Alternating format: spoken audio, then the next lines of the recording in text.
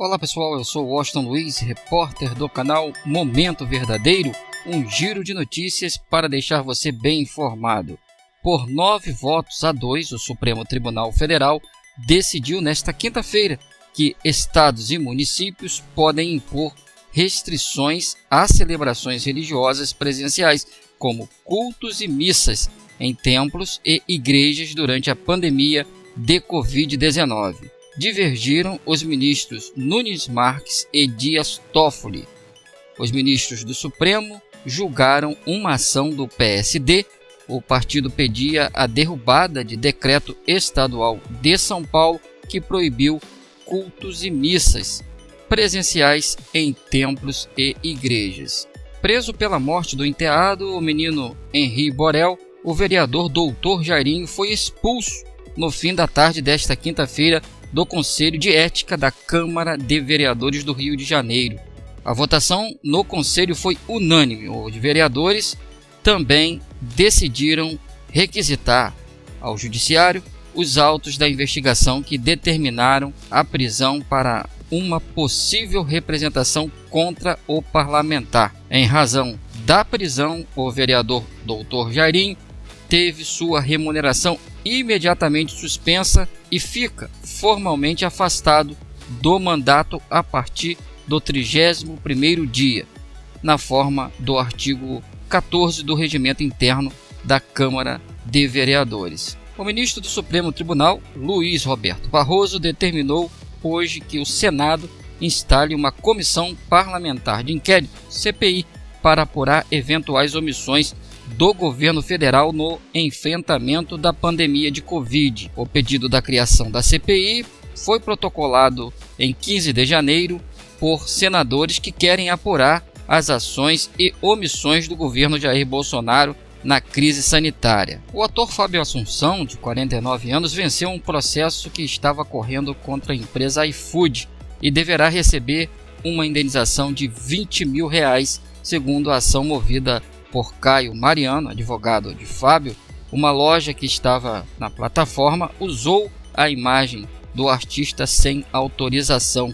A decisão foi tomada pelo Tribunal de Justiça do Rio de Janeiro e, segundo a assessoria do TJ, a sentença é de março.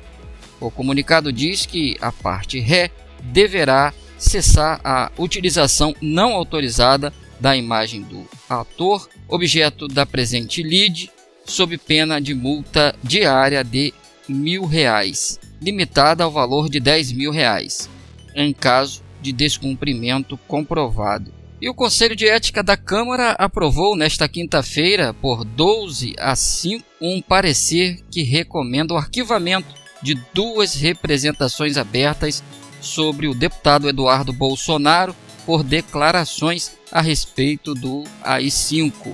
Os deputados ainda podem recorrer ao plenário para pedir nova análise. Se o recurso tiver 51 assinaturas e for aprovado em plenário, o caso será reaberto. O filho do presidente Jair Bolsonaro, em uma entrevista em outubro de 2019, disse que se a esquerda radicalizasse no Brasil, uma das respostas do governo poderia ser via um novo AI-5. Eduardo deu a declaração ao falar sobre os protestos de rua que ocorriam na época em países da América Latina como o Chile. Eu termino esta edição com a notícia: apesar da decisão desta quinta-feira, que determina o retorno do lockdown em Brasília e consequentemente veta eventos esportivos, a Confederação Brasileira de Futebol, CBF, confia em uma reviravolta na Justiça a partir do recurso do governo do Distrito Federal para manter o local da Supercopa do Brasil. O jogo entre Flamengo e Palmeiras está marcado para domingo no Mané Garrincha. A entidade ainda evita falar em plano B, apesar da proximidade da data da partida. A programação inclusive prevê que as delegações dos times cheguem à capital federal nesta sexta-feira. Tanto Flamengo quanto Palmeiras já estão cientes da movimentação das autoridades locais para mudar o cenário desenhado no Tribunal Federal da Primeira Região e permitir o futebol. Com informações do jornal O Globo. Eu fico por aqui, obrigado pela audiência, inscreva-se no canal e ative o sino. Volto em breve com mais notícias, aqui você fica bem informado.